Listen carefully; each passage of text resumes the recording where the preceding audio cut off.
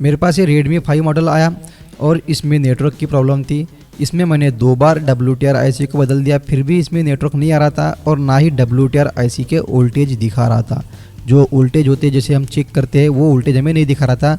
और यहाँ पर नेटवर्क टाइप में 4G 3G 2G बैंड जो होते हैं ये भी सेलेक्ट नहीं हो रहे थे। तो मैंने ऐसे में इसका जो पावर एम्पलीफायर IC होता है मैंने उसे बदल दिया और पावर एम्पलीफायर IC बदलने के बाद इसमें 3G 2G 4G का जो बैंड होता है वो सेलेक्ट होना शुरू हो गया, मगर फिर भी नेटवर्क नहीं आ रहा था।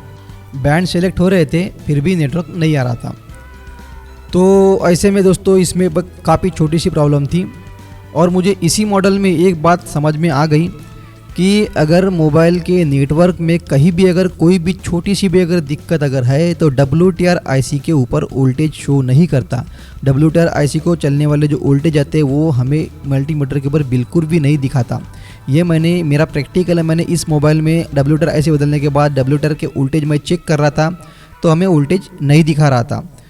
मोबाइल के नेटवर्क सेक्शन में कहीं भी अगर नेटवर्क की प्रॉब्लम अगर है या मोबाइल में नेटवर्क नहीं आता तो ऐसे में WTR IC के वोल्टेज बिल्कुल भी नहीं दिखाता। ये मेरा खुद का प्रैक्टिकल है। यहाँ पर मैंने पावर एम्पलीफायर ये वाला IC भी बदल के देखा और ये IC बदलने के बाद नेटवर्क के जो बैंड होते हैं 4G 2G 3G ये सेलेक्ट होने लग गए थे, मगर नेटवर्क नहीं आ रहा था। तो यहाँ पर काफ़ी छोटी सी प्रॉब्लम थी और उस प्रॉब्लम को मैंने किसी दूसरे मदरबोर्ड को चेक कर करके मैंने इसका प्रॉब्लम ढूंढा। MI A1 का मैंने मदरबोर्ड ढूंढा, उसमें सेम IC लगी थी और उस IC के ऊपर से मैंने इसका प्रॉब्लम ढूंढा और एक जगह पे मैंने जंपर लगा दिया और उसका प्रॉब्लम निकल गया।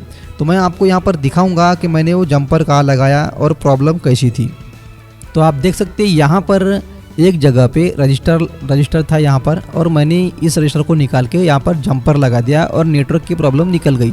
अब मुझे पता कैसे चला कि ये रजिस्टर ही ख़राब था, इसलिए हमारा नेटवर्क नहीं आ रहा था। मैं इसका डिटेल आपको पूरा बताता हूँ।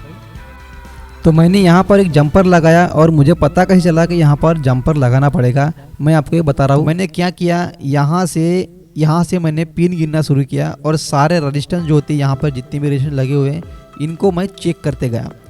तो मुझे पता चला कि इसका ये जो रजिस्टेंस है यहाँ से लेकर जो 7 नंबर की पिन है यहाँ पर उसके ऊपर का ये रजिस्टेंस है, ठीक है, यहाँ पर। तो मैंने यहाँ पर चेक किया दोनों पे, मैंने एक सुई यहाँ पर लगाई और मल्टीमीटर की एक सुई यहाँ पर लगाई और मैंने इस रजिस्टेंस को चेक किया तो मुझे यहाँ पर रजिस्टेंस दिखाया।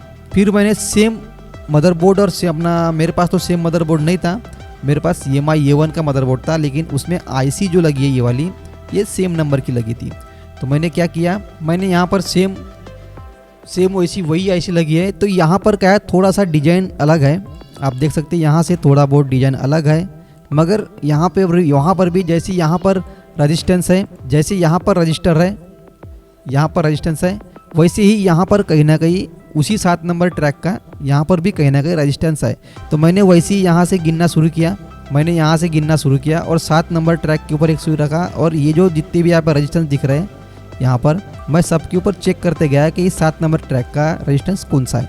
और ऊपर मैंने पता किया कि इस मदरबोर्ड के ऊपर से मैंने पता किया कि वो 0 वैल्यू का रजिस्टेंस है।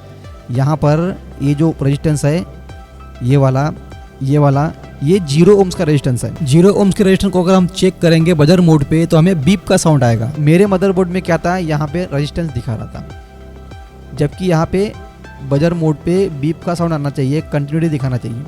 तो यहाँ पे मुझे बीप का साउंड आ रहा था, रेजिस्टेंस दिखा रहा था।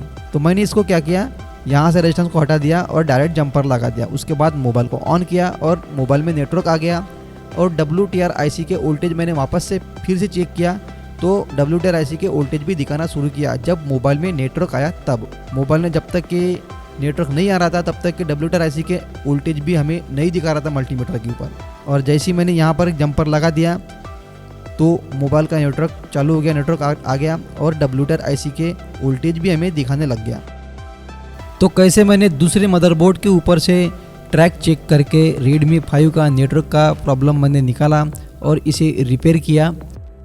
तो एक छोटा सा रजिस्टर ख़राब होने की वजह से नेटवर्क नहीं आ रहा था और मैंने MI A1 के मदरबोर्ड को चेक करके Redmi 5 के मदरबोर्ड को रिपेयर किया। अगर हमारे पास सर्किट डायग्राम अगर नहीं होते तो ऐसे में हम किसी दूसरे मदरबोर्ड के ऊपर से भी ट्रैक चेक करके हम रिपेयर कर सकते हैं, बस उसमें सेम नंबर की आईसी लगी होनी चाहिए। तो दोस्तों जानकारी आपको अच्छी लगी हुई तो वीडियो को लाइक कर देना और चैनल पर नए हो तो प्लीज़ सब्सक्राइब जरूर कर देना। तो मिलते हैं दोस्तों ऐसे किसी नई वीडियो के साथ, तब तक की जय हिंद जय भारत।